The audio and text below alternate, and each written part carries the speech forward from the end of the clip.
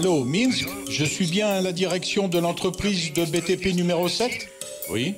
C'est le secrétaire du comité soviétique des anciens combattants, Alexei Mareev, à l'appareil. Quoi? En personne? Oui, oui, en personne. J'appelle pour une certaine affaire. Dans votre société travaille bien Nadejda Iosifovna Lisaviets, n'est-ce pas? Oui, elle y travaille. Elle est même constructeur émérite de la République. Le 26 juin, il faut qu'elle soit à Moscou. Aujourd'hui même, vous recevrez un télégramme pour son ordre de mission. Quel est le but de cette mission? Une rencontre avec le général de Gaulle. En personne? Oui, avec le président de la France. Le général l'invite à une rencontre à Moscou. Ce coup de fil de Moscou provoqua surprise et désarroi dans la société de BTP. Il était certes connu que Nadejda Lisaviets avait pris part à la lutte clandestine à Minsk, mais qu'elle fût officier de l'armée française et de plus ayant obtenu des distinctions étrangères, cela, eux le savaient. Pourquoi donc dans la biographie d'une simple Biélorusse y avait-il un épisode français? Et pourquoi est-ce justement celle-ci que le président de Gaulle désirait rencontrer?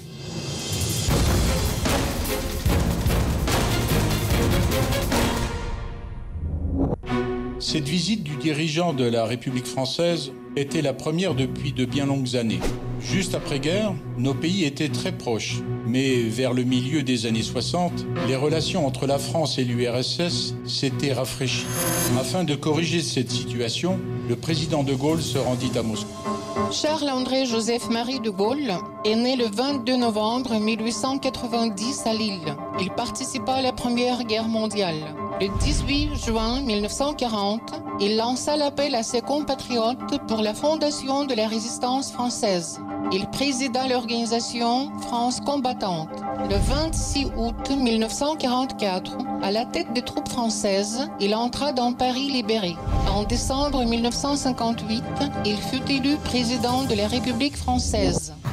Dans leurs articles, les journaux soviétiques saluaient la visite du président de Gaulle en évoquant le combat commun des deux pays contre le fascisme. Le plus souvent, on y citait les pilotes français du régiment Normandie-Niemen. Plus rarement, les prisonniers de guerre soviétiques évadés de camps répartis sur tout le territoire français qui avaient rejoint le rang des maquisards.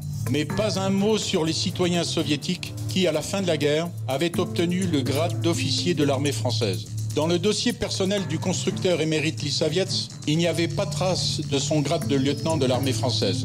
Nadejda elle-même ne se vantait pas de son passé militaire. En effet, dans chaque questionnaire soviétique, il y avait toujours le point suivant. Avez-vous servi dans les armées de pays étrangers? Une réponse affirmative était immédiatement suivie de vérifications rigoureuses de la part des organes compétents. Pas besoin d'être grand devin pour imaginer comment pouvaient se terminer de tels contrôles.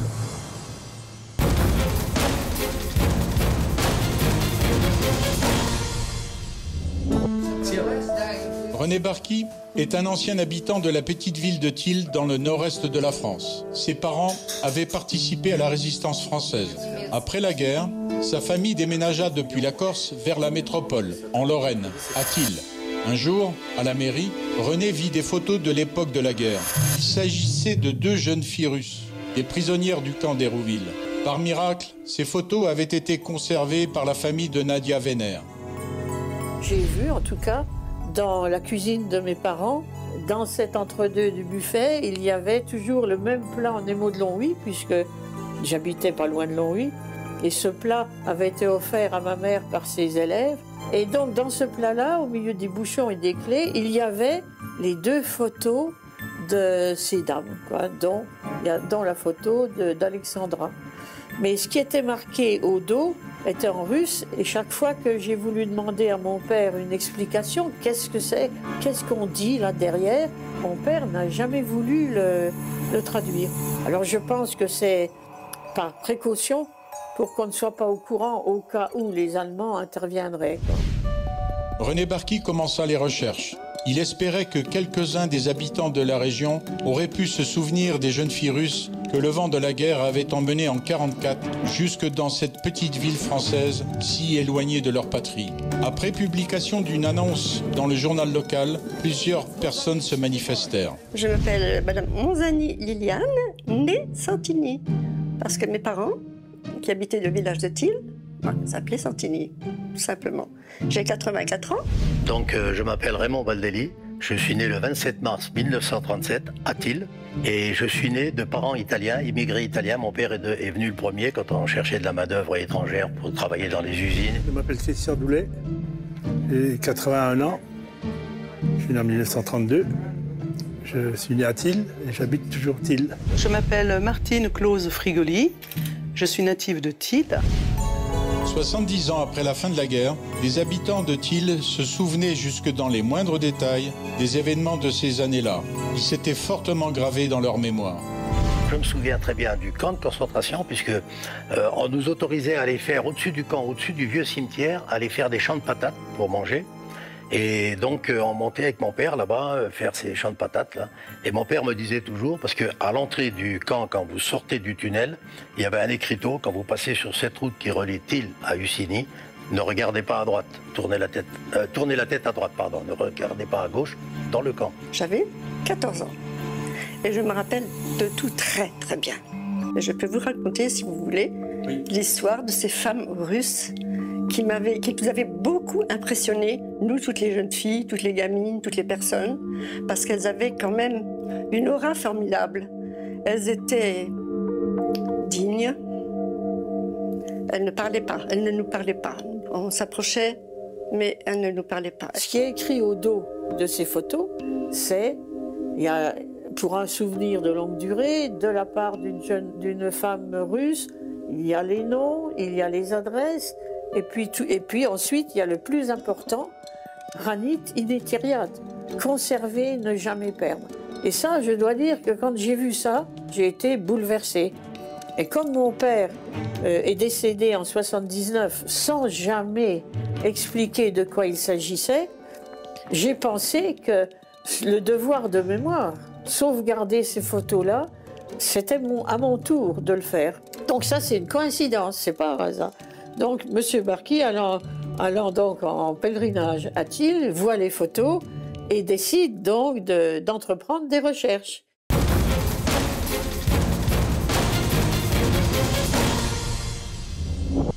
Rue de l'Orangerie à Minsk. Ici, aujourd'hui, il n'existe plus aucune maison, seulement un petit monument du souvenir avec des adresses. Des permanences secrètes de partisans et de clandestins étaient basées dans ces maisons de la rue de l'Orangerie. Janvier 1944, des soldats allemands firent irruption dans la maison du numéro 23.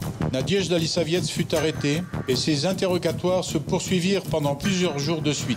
Pour les occupants, les infractions de l'ancienne étudiante de l'Université d'État de Biélorussie s'accumulaient en nombre. En 1941, chez elle, dans la cour, elle avait caché des soldats blessés de l'armée rouge. Elle avait recueilli et transmis des médicaments aux partisans. Elle avait diffusé dans Minsk le journal clandestin L'Étoile. Elle avait fourni de faux passeports aux prisonniers de guerre évadés des camps. En février, Nadezhda se retrouva dans le camp de concentration de la rue Chirokaya. Peu en sont revenus, mais Nadezhda a eu de la chance, ils ne l'ont pas fusillée. Mais bientôt, en compagnie de prisonnières dans la même situation qu'elle, elle se retrouva dans le wagon de marchandises d'un train en partance. La gare de départ, Minsk. Mais personne n'en connaissait la gare de destination. Dans le wagon, serrées les unes contre les autres, chacune de ces dizaines de femmes, compagnes de route de Nadia, possédait sa propre histoire. Mais une chose les unissait toutes, la lutte contre l'occupant. Ils avaient arrêté un groupe de 15 partisans clandestins. À 3 h du matin, ils sont arrivés à la maison, ils ont fracassé la porte et ont fait irruption dans l'appartement. Ils pensaient y trouver quelque chose, mais ils n'y ont rien trouvé. Il n'y avait que mes 2 enfants et moi. Ils m'ont amené en prison et ont laissé les enfants seuls. Nous avons été détenus en prison pendant 4 mois et demi. Le train emmenait les jeunes filles de plus en plus loin de leur pays natal. Elles traversèrent la Pologne, l'Allemagne. Voilà plus d'1 semaine qu'elles étaient en chemin. Les Allemands ne les avaient presque pas nourries.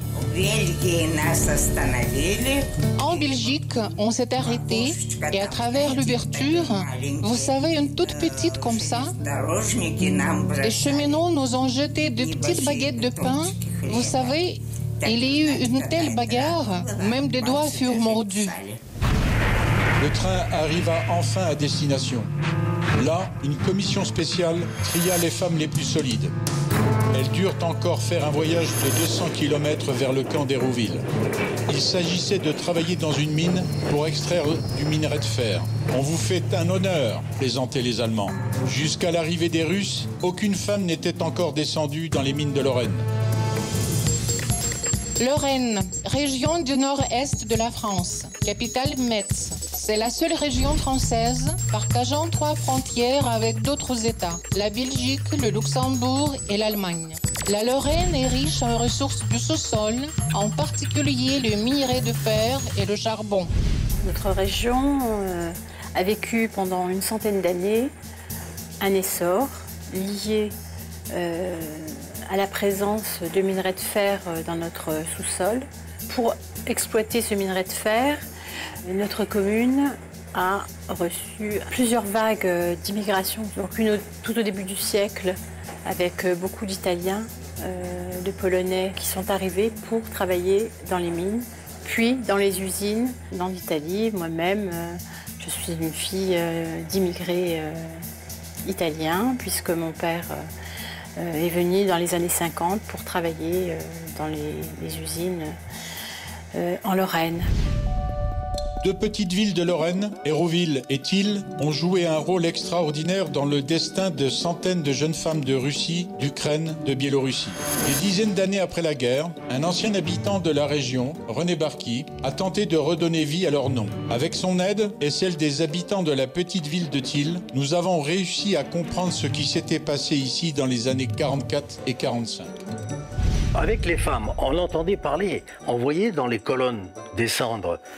Mais là, les femmes, elles descendaient surtout de la grande côte de chez Bodac, là, au bout du viaduc. Voilà, au bout du viaduc, elles venaient en train. Et là, on les voyait passer dans Thiel, effectivement. Depuis les baraques du camp d'Hérouville jusqu'à la mine de Thiel, où travaillaient les femmes soviétiques, il y avait presque 2 heures de route. On levait les prisonnières à 4 heures du matin. Après l'appel, on les chassait à l'extérieur pour avaler quelques gorgées d'ersatz de café en guise de petit déjeuner. En compagnie de gardes armés de mitraillettes, elles étaient conduites hors les portes du camp. Une colonne de 800 personnes, en rang par 3, se mettait alors en marche dans la forêt. Puis, on les fourrait toutes dans des wagons. 20 minutes plus tard, le train arrivait à Thiel.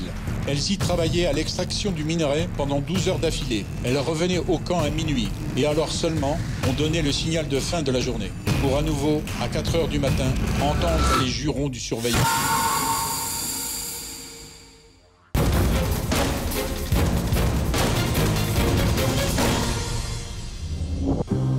Dans les années 60, la mine fut fermée. Depuis bien longtemps, plus personne n'est entré ici. Notre équipe de tournage a réussi à entrer dans ces labyrinthes souterrains avec Annie Silvestri, le maire de la petite ville, et une équipe de sauveteurs gardiens du patrimoine minier. Et là, il y avait une voie ferrée qui partait tout le long ici et qui rentrait directement de la mine qu'on voyait là.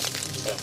Alors dans cette mine, c'est une mine du syndicat, on exploitait bien sûr le fer, c'était la minerai de fer, mais également les Allemands avaient aménagé donc l'usine dans cette mine. Donc ils utilisaient la galerie principale, qui s'appelle toujours la galerie principale des V1, qui accédait jusqu'à l'usine qui se situe au niveau de Tiercelé, le village à côté. Et donc les Ostalbiter, les femmes russes, partaient ici, travaillaient à l'intérieur de la mine. En se retrouvant dans la mine, la première chose qui surprend, c'est l'air.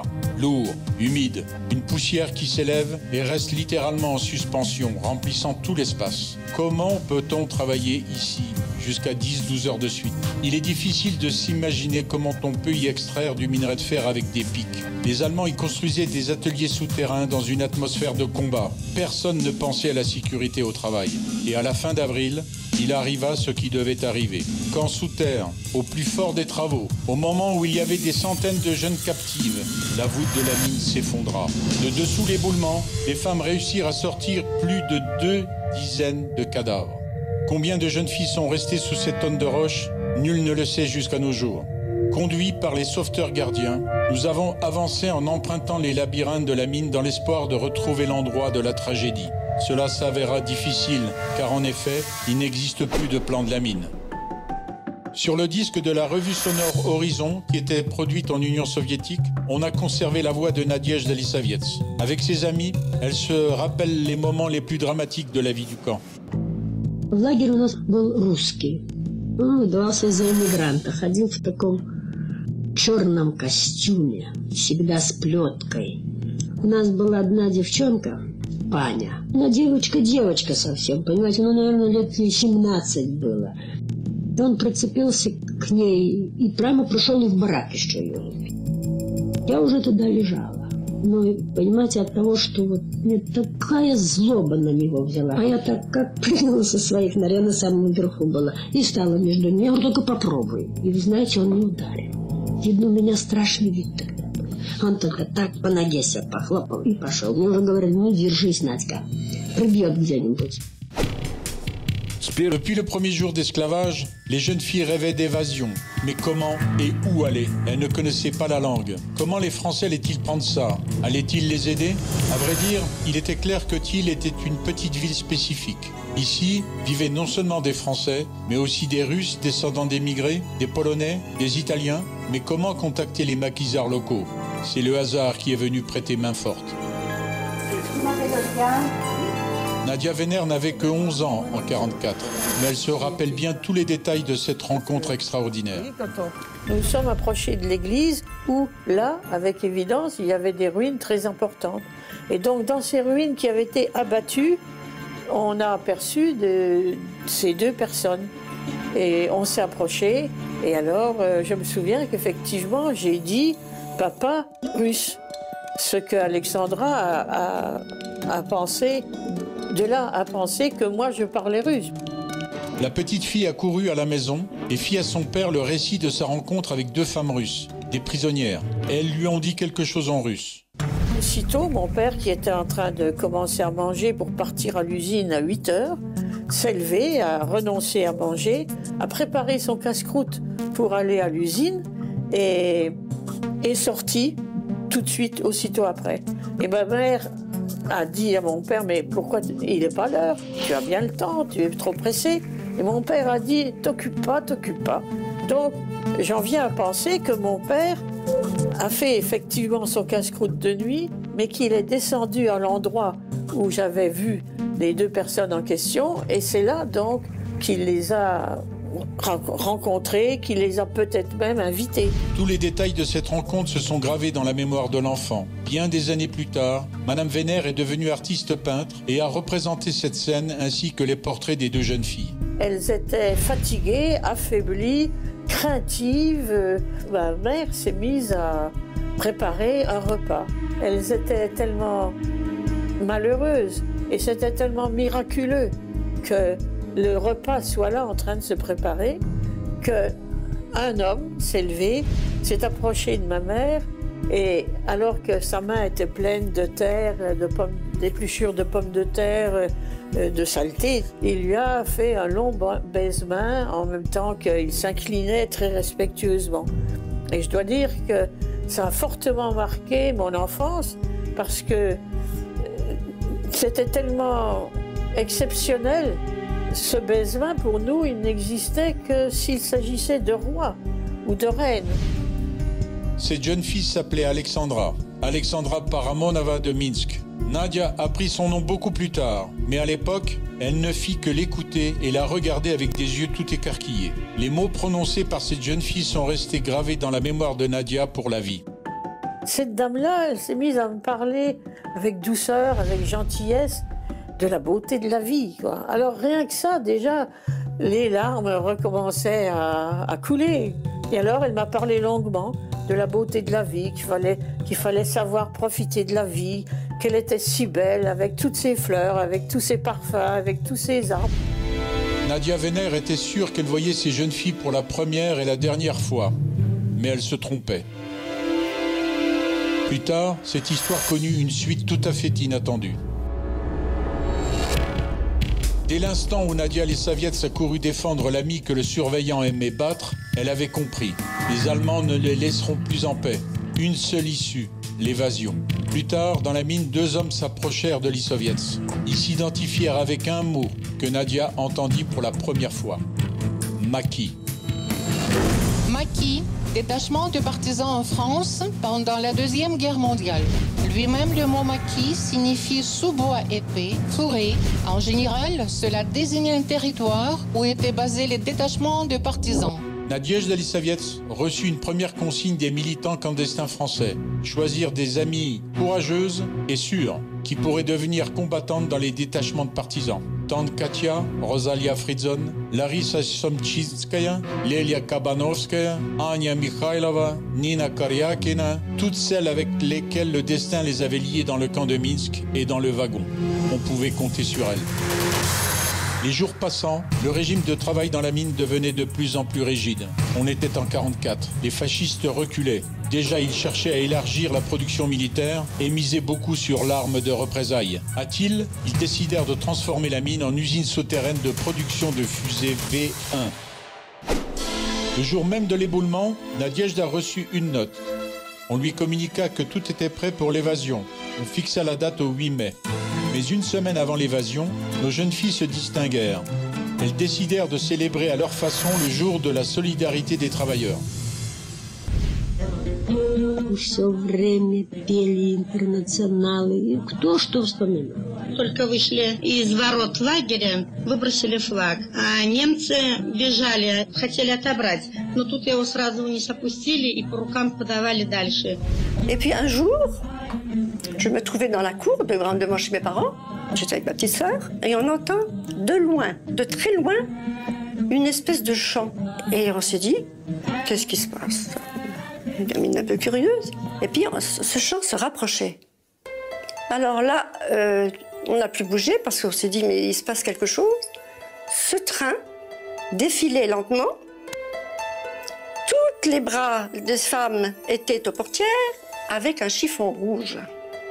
Et elles chantaient l'Internationale. Je me souviens que le 1er mai, donc le 1er mai 1944, elles sont toutes descendues, les filles, avec une écharpe rouge, un bonnet rouge ou un mouchoir rouge. C'est pas une manifestation, elles sont descendues travailler. Les Allemands ne pardonnèrent pas aux jeunes filles la manifestation du 1er mai. Cependant, ils ne les fusillèrent pas. Les meneuses furent tondues à zéro et jetées au cachot. Les Allemands étaient devenus fébriles.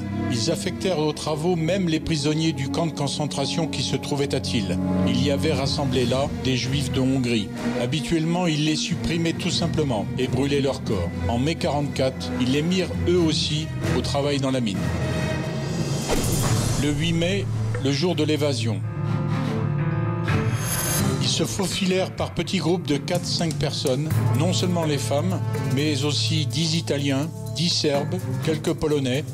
Mon père, à l'époque, avait entre 18 et 20 ans et il faisait partie donc de la résistance et il allait au camp d'Hérouville où il y avait des femmes russes internées qui travaillaient donc à la mine de Thiel. Et mon père allait avec son vélo le soir les chercher au camp pour les aider à s'évader.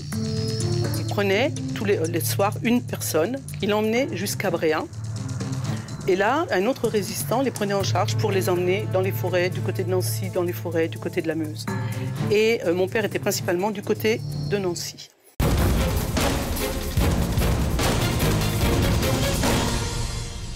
« 65 ans après la guerre, René Barki, avec l'aide d'Anna Peletskaya de Minsk, réussit à retrouver la trace de Alexandra Paramonova, la dame de la photo du temps de guerre. Elle vit à Novotcherkassk. C'était en 2012. Aussitôt, René se mit en route. Paramonova avait déjà 98 ans. Comment vous êtes-vous évadé? Dans quelles conditions? Nous avons été accueillis par 8 personnes, François et Pierre. Et ils nous ont dit, nous marcherons pieds nus à la queue leu en file indienne. Nous avons traversé un village où il y avait des Allemands. Il y avait aussi des gendarmes français qui nous ont aidés à nous en éloigner.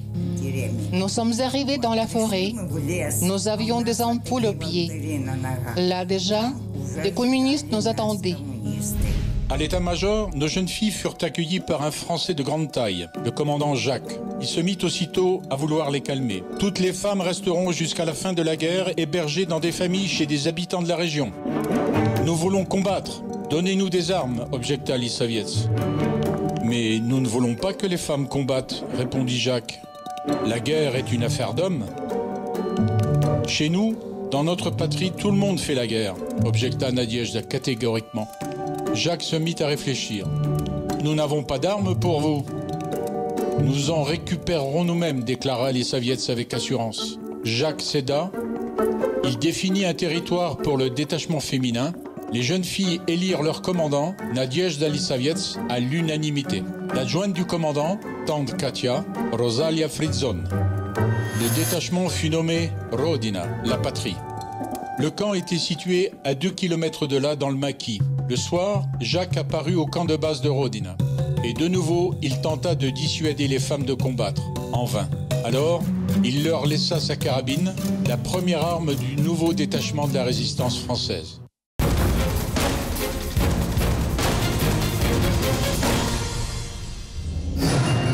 Le 3 juillet 1944, Charles de Gaulle occupa le poste de président du gouvernement provisoire de la République française. Pendant ce temps, les émissaires du camarade Jacques arrivèrent au détachement de Nadezhda Lisavets. « Nadia, ton Minsk natal a été libéré. »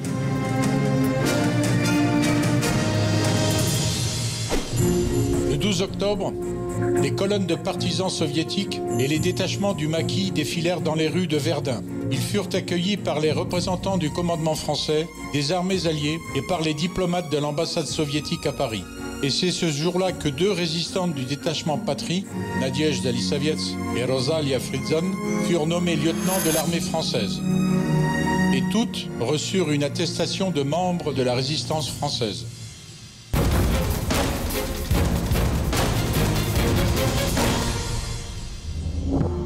Par la suite, le rideau de fer est tombé entre nos 2 pays. Les anciens compagnons de lutte contre le fascisme devinrent des adversaires idéologiques.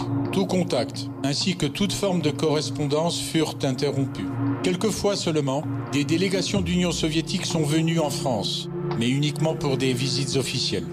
Bien des années plus tard, à l'inauguration de la stèle qui est sur le parvis du four crématoire, une délégation russe est venue, était invitée. Et au moment de l'inauguration, il y a une jeune femme, enfin une dame, pardon, qui appelle mon père par son nom de résistance, c'était Bicou. Elle l'appelle, mon père se retourne et elle lui demande comme ça, « Est-ce que tu me reconnais ?»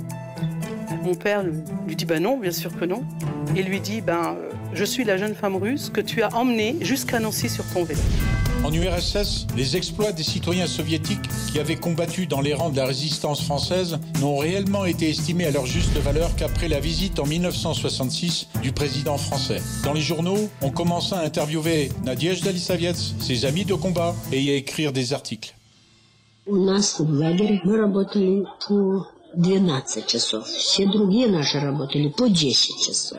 Ну, свои правила не установишь. А то, что там били, и тяжело было, ну что ж. Après de longues recherches à l'aveugle, dans les labyrinthes souterrains, les sauveteurs gardiens réussirent à nous conduire vers l'endroit de l'éboulement. Des tonnes de roches, une montagne d'une hauteur de 10 mètres. Quelque part, ici, sont ensevelies pour toujours nos jeunes filles, prisonnières du camp d'Héroïl, des Biélorusses, des Ukrainiennes, des Russes. Jusqu'à nos jours, leur nom reste inconnu. Près de l'entrée de la mine, les habitants de la petite ville de Thil ont décidé d'élever un monument à la mémoire de ces jeunes filles courageuses qui, loin de leur terre natale, ont pu fuir la captivité allemande et créer en France l'unique détachement féminin de la résistance. Rodina, la patrie. Партизанский отряд Родина. Лисовец Надежда, Фридзон Розалия, Дерех Надежда, Агашкова Нина, Парамонова Александра, Вышкинель Валентина, Дик Елена, Гордеева Антонина, Кабанова